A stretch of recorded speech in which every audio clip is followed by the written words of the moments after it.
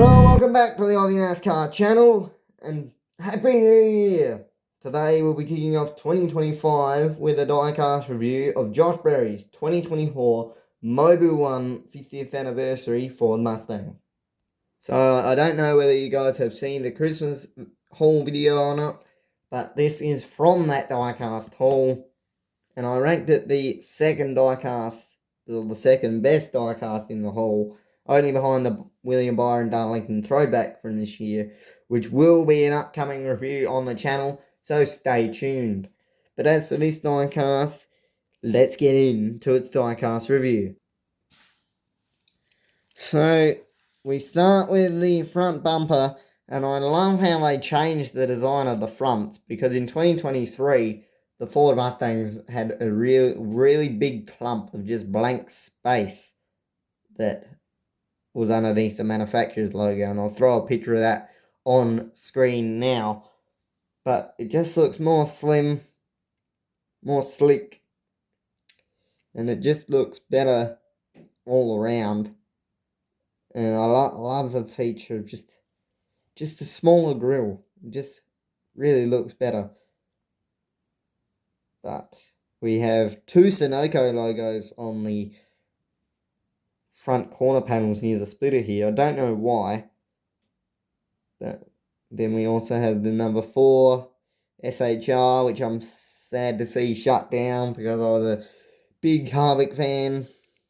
And then he retired, and then they all just went downhill from there, especially since 2021. The Cole Custer can bring some light back into the team. But this is starting with the bonnet, as we call it in Australia. We have Mobil 1, which has a really nice feature of having the O just as an outline rather than a black letter, because I think that's just a really cool feature that it's almost giving it a transparent feel. But on the windscreen, we have Josh Berry and Ford. We have 4 and Mobil 1 on the roof. And on the rear bumper, or the rear of the car, we have Berry and Mobil 1. And on the back of the diecast, we have 2 Mobil 1 logos, Ford Performance, number 4, and the classic rookie stripes for Josh Berry. Josh Berry had some really good runs this year, especially like the Coke 600 was a pretty good one. But then we move on to the side of this diecast. We have Mobil 1, Hoss Automation, Minor, Sunny D. Then on the B post here we have Ford, Mobil 1, Rough Truck Centers, Sunny D. Again. Sorry, but I can't really see the smaller logos that well. But one thing I really like about this diecast is that this Pegasus here takes up most of the room without being in the way. I just find that a really cool feature, because if they hadn't added that in, it's just the 4 and then nothing all the way back to this Mobil 1 logo, which would look blank, almost like the Christopher Bell Ream scheme from this year. But on the side skirt, we have Ford, NASCAR Cup Series, and the number 4. And then on the other side, we have number 4, Mobil 1, Pegasus again, Ford on the side skirt, contingency, NASCAR Cup Series. And that is all that's on the sides. But one thing I really enjoy about this diecast, see that glisten, almost like pixie dust all over the car. I find that a really cool feature. It's a gloss finish, which is also really nice. Let me know down in the comments if you like gloss finish cars better or matte finishes, because I personally like them both.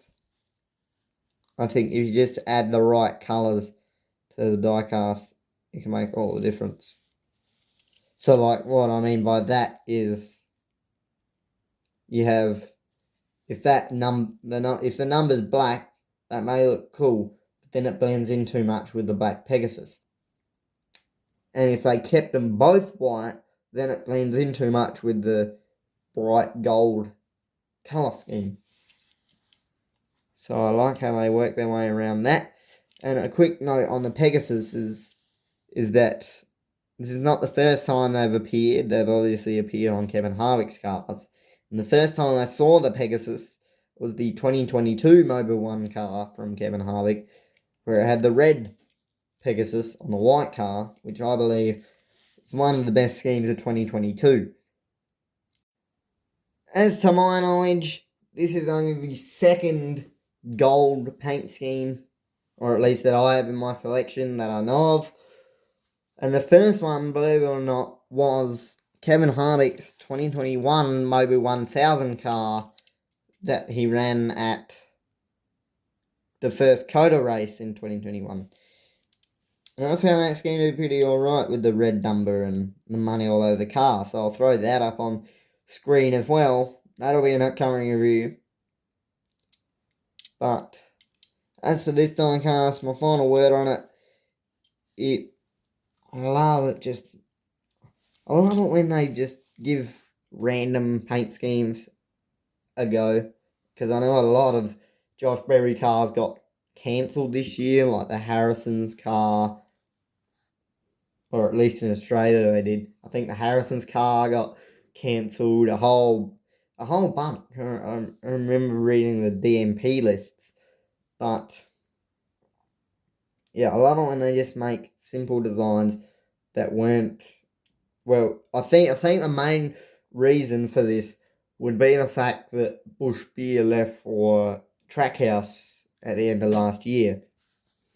So then they had to come up with new paint schemes to release, because obviously there's not as many Busch paint schemes because they're not a sponsor anymore with Stuart Haas. I'm sad to see him go. The final 360 of this diecast, the Pegasus, just helps the diecast along. And there is the final 360 for this review. So if you enjoyed this review, let me know. Leave a like and a subscribe to stay up to date with all the new content coming out. I'll be trying to post more frequently in 2025, pumping out diecast reviews. But until then, if you didn't know where this diecast come from, click down here, or here I think it will be, to see the Christmas haul video that I got this diecast from. And with that said, I'll see you in the next video.